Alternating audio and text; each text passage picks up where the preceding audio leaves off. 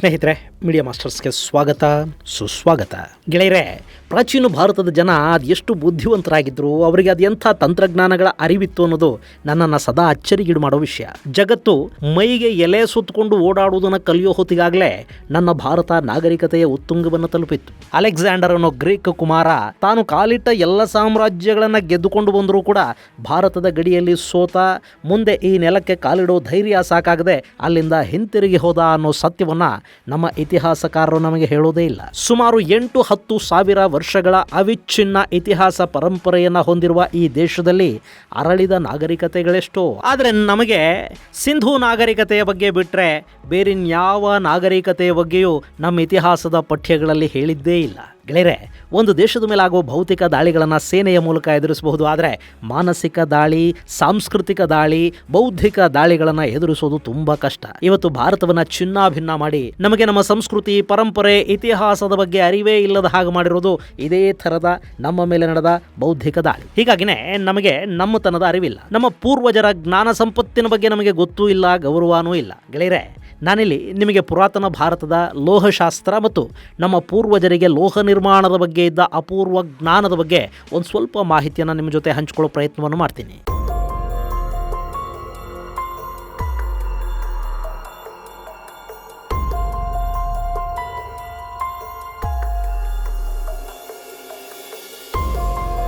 ಈಗ ನಮ್ಮಲ್ಲಿ ಕಬ್ಬಿಣದ ಕಂಬವೊಂದನ್ನು ನೆಟ್ಟರೆ ಅದು ಎಷ್ಟು ದಿನ ಬಿಸಿಲು ಗಾಳಿಯನ್ನು ತಡ್ಕೊಂಡು ನಿಲ್ಲೋದಕ್ಕೆ ಸಾಧ್ಯ? ವರ್ಷಕ್ಕೊಂದ್ಸರಿ ಪೇಂಟ್ ಮಾಡಿ ಮೇಂಟೈನ್ ಮಾಡ್ತಾ ಹೋದರೆ ಒಂದು 10 ವರ್ಷ ಇರಬಹುದಾ, ಇಲ್ಲ 20 ವರ್ಷ. ಆಮೇಲೆ ಅದು ತುಕ್ಕು ಹಿಡಿದು ಪುಡಿ ಪುಡಿಯಾಗಿ ಹೋಗುತ್ತೆ ಅಲ್ವಾ?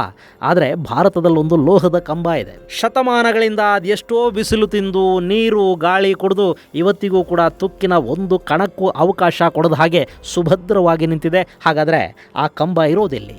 ಆ ಉಕ್ಕಿನ ಸ್ತಂಭದ ವಿಶೇಷ ಏನು? ಅದನ್ನು ನಿರ್ಮಾಣ ಮಾಡಿದ್ದು ಯಾವ ಶತಮಾನದಲ್ಲಿ? ಅದಕ್ಕೆ ಬಳಕೆಯಾದ ತಂತ್ರಜ್ಞಾನ ಎಂಥದ್ದು ಅನ್ನೋ ಬಗ್ಗೆ ಒಂದಷ್ಟು ಮಾಹಿತಿಯನ್ನು ನಾವಿಲ್ಲಿ ನೋಡೋಣ.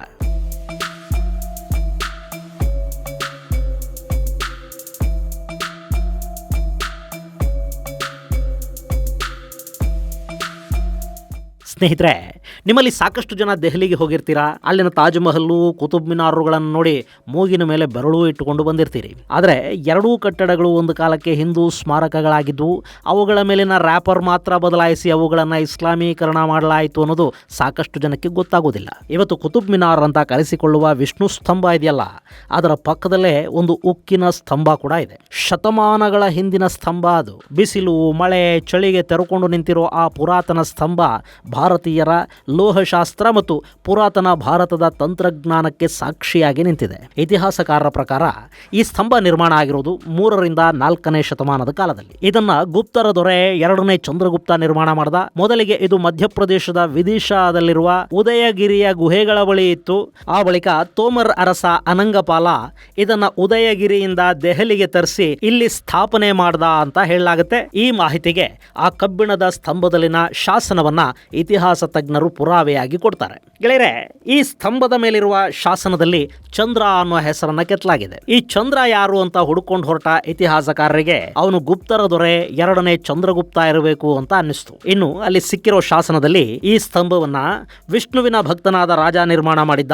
ಇದು ವಿಷ್ಣುವಿನ ಪಾದದ ಬೆಟ್ಟಗಳ ಸಮೀಪದಲ್ಲಿ ವಿಷ್ಣುವಿಗೆ ಸಮರ್ಪಿಸಲಾಗಿದೆ ಅಂತ ತಿಳಿಸಲಾಗಿದೆ. ಅಲ್ಲದೆ ಈ ಶಾಸನದಲ್ಲಿ ದಕ್ಷಿಣ ಜಲನಿಧಿ ಹಾಗೂ ವಂಗ ಅನ್ನೋ ಪ್ರದೇಶಗಳನ್ನು ಕೂಡ ಹೆಸರಿಸಲಾಗಿದೆ. ಇಲ್ಲಿ ದಕ್ಷಿಣ ಜಲನಿಧಿ ಅಂದರೆ ದಕ್ಷಿಣ ತೀರದಲ್ಲಿನ ಸಾಗರ, ಹಾಗೆ ವಂಗ ಅಂದರೆ ಇವತ್ತಿನ ಬಂಗಾಳ ಅಂತ ಅರ್ಥೈಸಲಾಗುತ್ತೆ.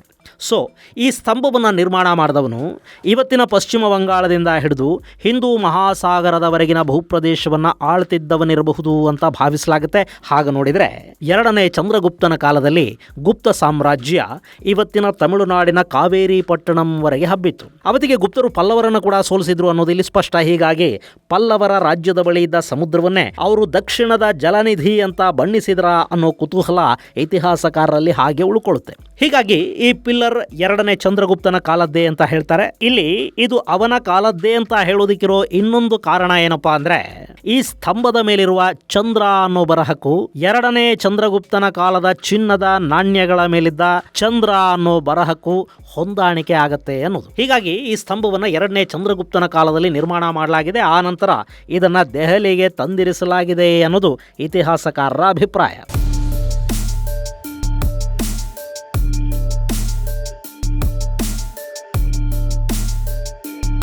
ಗೆಳೆಯರೆ, ಇಲ್ಲಿ ಈ ಸ್ತಂಭವನ್ನ ನಿರ್ಮಿಸಿದ್ದು ಯಾರು ಅನ್ನೋದ್ರ ಬಗ್ಗೆ ಎಷ್ಟು ಕುತೂಹಲ ಇದೆಯೋ ಅಷ್ಟೇ ಕುತೂಹಲ ಈ ಸ್ತಂಭ 1700 ವರ್ಷಗಳಿಂದ ಕೂಡ ತುಕ್ಕೆ ಹಿಡಿಯದೆ ಇರೋದು ಹೇಗೆ ಅನ್ನೋದರ ಬಗ್ಗೆ ಕೂಡ ಇದೆ. ಸಾಮಾನ್ಯವಾಗಿ ಯಾವುದೇ ಕಬ್ಬಿಣದ ವಸ್ತು ಕೂಡ ಗಾಳಿ ಮತ್ತು ನೀರಿನ ಜೊತೆ ಬೆರೆತಾಗ ಅದು ತುಕ್ಕು ಹಿಡಿತಾ ಹೋಗುತ್ತೆ. ಹೀಗಿರುವಾಗ 1700 ವರ್ಷಗಳಿಂದ ಗಾಳಿಗೆ ಮೈಯೊಡ್ಡಿ ಮಳೆಯಲ್ಲಿ ನೆಂದು ಬಿಸಿಲನ್ನು ತಿಂದು ನಿಂತಿರೋ ಈ ಸ್ತಂಭ ಇವತ್ತಿಗೂ ಒಂದೇ ಒಂದು ಚೂರು ಕೂಡ ಸವಿಯದೆ ತುಕ್ಕಿಗೆ ಅವಕಾಶವನ್ನೇ ಕೊಡದೇ ಇದೆ ಅಂದರೆ ಅದನ್ನು ನಿರ್ಮಾಣ ಮಾಡಿರೋ ರೀತಿ, ಇದಕ್ಕೆ ಬಳಕೆಯಾಗಿರುವ ತಂತ್ರಜ್ಞಾನ, ಇದೆಲ್ಲ ಕೂಡ ಇವತ್ತಿನ ವೈಜ್ಞಾನಿಕ ಜಗತ್ತಿಗೆ ಕೂಡ ಬಗೆಹರಿಯದ ಒಂದು ಮಿಸ್ಟರಿಯಾಗಿ ಕೂತಿದೆ. ಈ ಲೋಹ ಸ್ತಂಭವನ್ನು ಅವತ್ತಿನ ಕಾಲದಲ್ಲಿ ಭಾರತೀಯರು ಅತ್ಯಾಧುನಿಕ ತಂತ್ರಜ್ಞಾನವನ್ನು ಬಳಕೆ ಮಾಡಿ ನಿರ್ಮಾಣ ಮಾಡಿದ್ದಾರೆ ಅನ್ನೋದನ್ನ ಇವತ್ತಿನ ಜಗತ್ತು ಒಪ್ಕೊಳ್ತಾ ಇದೆ. ಸಾಮಾನ್ಯವಾಗಿ ಕಬ್ಬಿಣ ನೀರು ಮತ್ತು ಆಮ್ಲಜನಕದ ಜೊತೆ ಸಂಪರ್ಕ ಹೊಂದಿದಾಗ ಅದು ಐರನ್ ಡೈಆಕ್ಸೈಡ್ ಅನ್ನು ಬಿಡುಗಡೆ ಮಾಡುತ್ತೆ.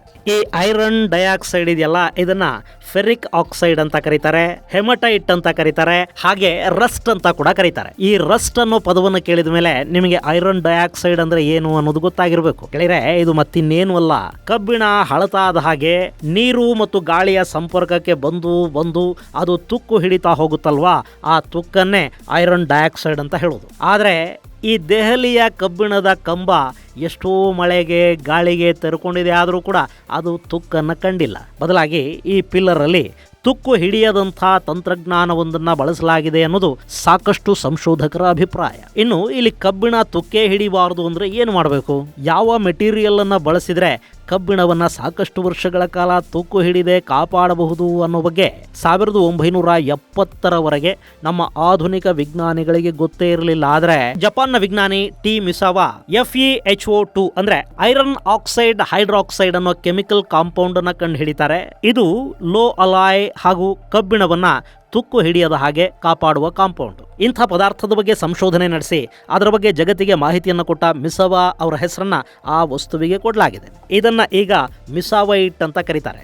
ಮಿಸಾವೈಟ್ ಅನ್ನೋ ಪದಾರ್ಥ ಉಕ್ಕು ತುಕ್ಕು ಹಿಡಿಯದಂತೆ ಪ್ರೊಟೆಕ್ಟಿವ್ ಆಗಿ ಅದನ್ನು ಕಾಪಾಡುವ ಕೆಲಸವನ್ನು ಮಾಡುತ್ತೆ. ಹೇಗೆ ತುಕ್ಕು ಹಿಡಿದ್ರೆ ಹಳದಿ ಬಣ್ಣದ ವಸ್ತು ನಮ್ಮ ಕಣ್ಣಿಗೆ ಬೀಳುತ್ತೋ ಅದೇ ಥರ ಕಬ್ಬಿಣ ತುಕ್ಕು ಹಿಡಿಯದ ಹಾಗೆ ಕಾಪಾಡುವ ನಿಟ್ಟಲ್ಲಿ ಬಳಕೆಯಾಗ್ತಾ ಇರುವ ಈ FeHO2 ಇದೆಯಲ್ಲ, ಇದು ಬಿಳಿ ಬಣ್ಣದಲ್ಲಿ ಕಾಣಿಸ್ಕೊಳ್ಳುತ್ತೆ.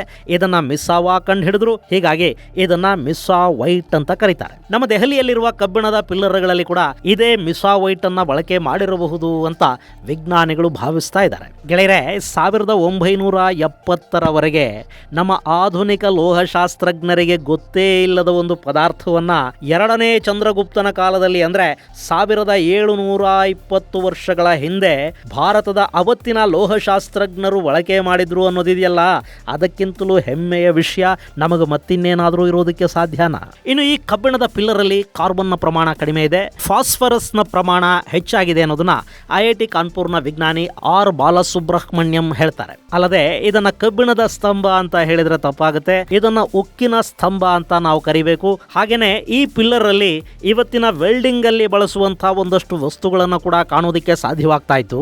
1700 ವರ್ಷಗಳ ಹಿಂದೆ ಇದನ್ನೆಲ್ಲ ಹೇಗೆ ತಯಾರು ಮಾಡಿದ್ರು, ಹೇಗೆ ಬಳಸಿದ್ರು, ಅವತ್ತಿನ ಜನಕ್ಕೆ ಲೋಹಶಾಸ್ತ್ರದ ಬಗ್ಗೆ ಅದೆಷ್ಟು ಅಪಾರವಾದ ಜ್ಞಾನ ಇತ್ತು ಅನ್ನೋದು ಇವತ್ತಿಗೂ ನಮ್ಮನ್ನ ಅಚ್ಚರಿಗೀಡು ಮಾಡುತ್ತೆ ಅಂತ ವಿಜ್ಞಾನಿ R ಬಾಲಸುಬ್ರಹ್ಮಣ್ಯಂ ಹೇಳ್ತಾರೆ.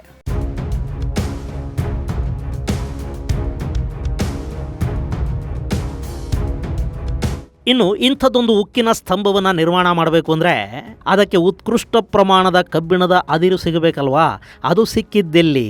ಗೆಳೆಯರೆ, ಸಿಂಧು ನದಿ ನಾಗರಿಕತೆ ಕಾಲದಿಂದ ಕೂಡ ಇಡೀ ಜಗತ್ತಿಗೆ ಉಕ್ಕನ್ನು ಸರಬರಾಜು ಮಾಡ್ತಾ ಇದ್ದದ್ದು ದಕ್ಷಿಣದ ರಾಜ್ಯಗಳು, ಅದರಲ್ಲೂ ಕರ್ನಾಟಕ. ಹೀಗಾಗಿ ಇಲ್ಲಿನ ಉಕ್ಕಿಗೆ ಹರಪ್ಪ ಮೆಹೆಂಜೋದಾರೋಗಳಲ್ಲಿ ಬೇಡಿಕೆ ಇತ್ತು. ಅಷ್ಟೇ ಯಾಕೆ, ಜಗತ್ತಿನ ಪ್ರಾಚೀನ ನಗರಗಳ ಪೈಕಿ ಒಂದಾಗಿರುವ ಡಮಾಸ್ಕಸ್ಗೆ ಕೂಡ ಇಲ್ಲಿನ ಉಕ್ಕು ಸರಬರಾಜಾಗ್ತಾ ಇತ್ತು. ನೀವು ಡಮಾಸ್ಕಸ್ನ ಕತ್ತಿಗಳ ಬಗ್ಗೆ ಕೇಳಿದಿರಾ ಅಲ್ವಾ? ಒಂದು ಕಾಲಕ್ಕೆ ಇಡೀ ಜಗತ್ತು ಜಗತ್ತಿನ ಬಹುತೇಕ ಯುದ್ಧಗಳಲ್ಲಿ ಬಳಕೆಯಾದ ಲಕ್ಷಾಂತರ ಮಂದಿಯ ಮಾರಣ ಹೋಮಕ್ಕೆ ಕಾರಣವಾದ ಖಡ್ಗಗಳು ಸರಬರಾಜಾಗ್ತಾ ಇದ್ದದ್ದು ಇವತ್ತಿನ ಸಿರಿಯಾದ ರಾಜಧಾನಿ ಡಮಾಸ್ಕಸ್ನಿಂದ. ಆ ಖಡ್ಗಗಳನ್ನ ಡಮಾಸ್ಕಸ್ ಸೋರ್ಡ್ಸ್ ಅಂತಲೇ ಕರೀತಾ ಇದ್ರು. ಅವುಗಳ ಹೊಳಪು ಹಾಗೂ ನುಣುಪು ಅಚ್ಚರಿಗೆ ಕಾರಣವಾಗ್ತಾ ಇತ್ತು.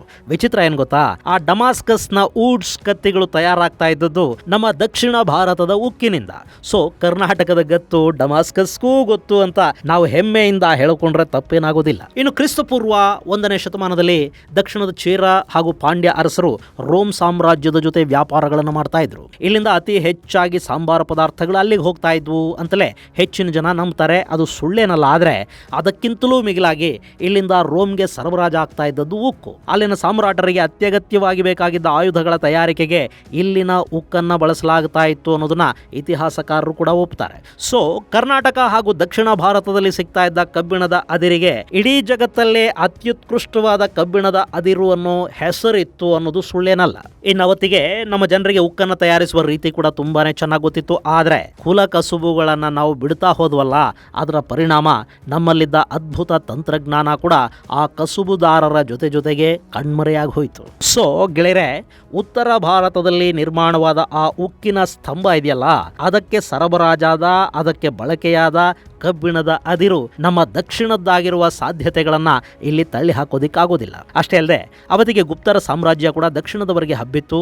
ಜೊತೆಗೆ ಈ ಉಕ್ಕಿನ ಸ್ತಂಭ ಇದ್ದದ್ದು ಮಧ್ಯಪ್ರದೇಶದಲ್ಲಿ. ಹೀಗಾಗಿ ಗುಪ್ತರು ದಕ್ಷಿಣದ ಕಬ್ಬಿಣದ ಅದಿರನ್ನು ಬಳಸಿ ಮಧ್ಯಪ್ರದೇಶದ ವಿದಿಶಾದಲ್ಲಿ ಒಂದು ಉಕ್ಕಿನ ಸ್ತಂಭವನ್ನ ನಿರ್ಮಾಣ ಮಾಡಿ ಅಲ್ಲಿ ಅದನ್ನ ಪ್ರತಿಷ್ಠಾಪಿಸಿರುವ ಸಾಧ್ಯತೆಗಳನ್ನ ಇಲ್ಲಿ ತಳ್ಳಿ ಹಾಕೋದಿಕ್ಕಾಗೋದಿಲ್ಲ.